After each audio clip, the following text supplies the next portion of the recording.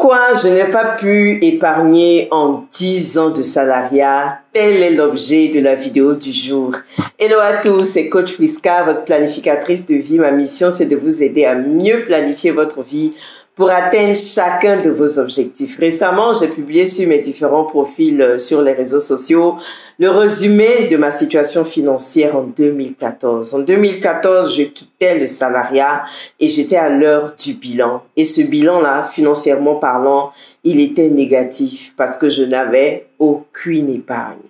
Quand je dis aucune épargne, c'est vraiment aucune épargne comparée à tout ce que j'ai pu avoir comme salaire, prime trimestrielle et prime annuelle en 10 ans de salariat. Il faut dire que je repartis mes 10 ans de salariat en 5 ans où, voilà, c'était des petits boulots, je me débrouillais, pas très grand chose, et 5 ans où vraiment j'ai intégré une entreprise où j'étais bien payée, où j'avais tout ce que je voulais, malgré le fait que je n'ai pas beaucoup de salaire pendant 5 ans et que après j'ai eu plus d'argent après 5 ans, ça n'a rien changé en ma capacité d'épargne. Pour les 3 raisons que je vais évoquer maintenant. La première raison, c'est que je manquais totalement de connaissances en intelligence financière. Quand on n'a pas grandi dans une famille, dans un environnement où on parlait d'argent, ça peut être difficile de comprendre que l'argent, c'est quelque chose qu'on peut gérer, quelque chose qu'on peut investir, quelque chose qu'on peut épargner. Et donc, côté intelligence financière, connaissance en développement financier, je n'en avais rien. Je ne lisais pas aussi pour dire que j'allais pouvoir développer ces connaissances, ces compétences. Ça, c'était vraiment la première raison. Et je pense pour moi que c'était la raison la plus fondamentale. Parce que, comme la Bible même le dit, mon peuple périt par manque de connaissances. Et cette intelligence financière m'a beaucoup manqué.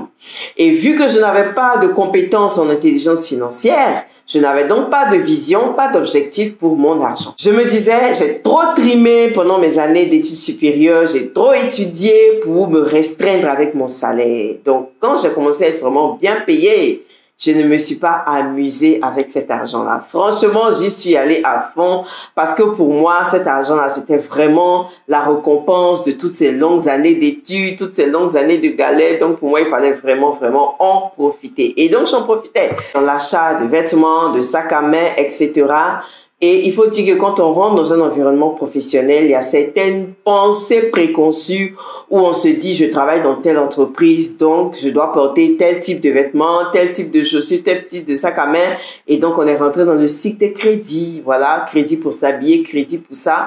Et quand je regarde, je me rends compte que à aucun moment dans mon argent même, je n'enlevais ne serait-ce qu'un petit montant pour m'éduquer, pour apprendre, pour acheter des livres, lire, développer mes connaissances. À aucun moment. Tout ce que je voyais, c'était gagner de l'argent, dépenser, gagner, dépenser. Et voilà pourquoi je dis que je manquais de vision, je manquais d'objectif. Si j'avais eu cette intelligence financière pour comprendre que l'argent, ça se gagne, ça s'épargne et ça s'investit, j'aurais défini un objectif clair pour mon argent. Et j'aurais su comment gérer au quotidien. Il y a aussi l'environnement, les amis et tout ça qui ont beaucoup joué dans l'histoire. Du coup, quand je suis devenue maman, j'ai voulu faire comme les autres faisaient le trousseau en France, faisaient venir des vêtements des États-Unis. Et donc, je suis rentrée dans ce cycle-là. J'ai commencé à faire les trousseaux de mes enfants en France et aux États-Unis. C'est une perte d'argent incroyable, juste parce que je voulais faire comme les autres, on voulait impressionner les gens à l'église. Donc, beaucoup de choses qui aujourd'hui, quand je regarde de loin, je me rends compte que ce n'était que des futilités. Parce que quand je suis devenue entrepreneur et que je n'avais aucune épargne, j'ai su où je devais acheter des vêtements pour mes enfants.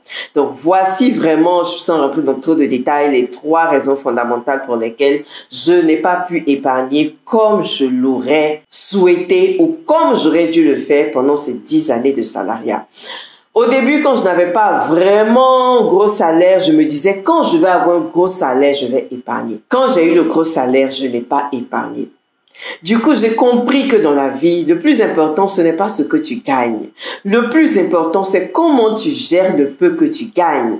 Parce que l'idée, ce n'est pas de paraître riche. L'idée, c'est d'être riche fondamentalement. Gagner petit, gagner gros, c'est pas ça le plus important. Comment je fais en sorte de pouvoir gérer mes dépenses avec le peu que j'ai, épargner et investir pour accroître mes revenus. Alors si toi aujourd'hui, tu as un petit salaire ou un gros salaire, le plus important, c'est comment tu gères ce que tu gagnes. Merci pour ton attention. Si tu as aimé, commente, partage parce que ça peut certainement sauver la vie d'une personne. Et à très bientôt pour la prochaine vidéo. Salut, salut!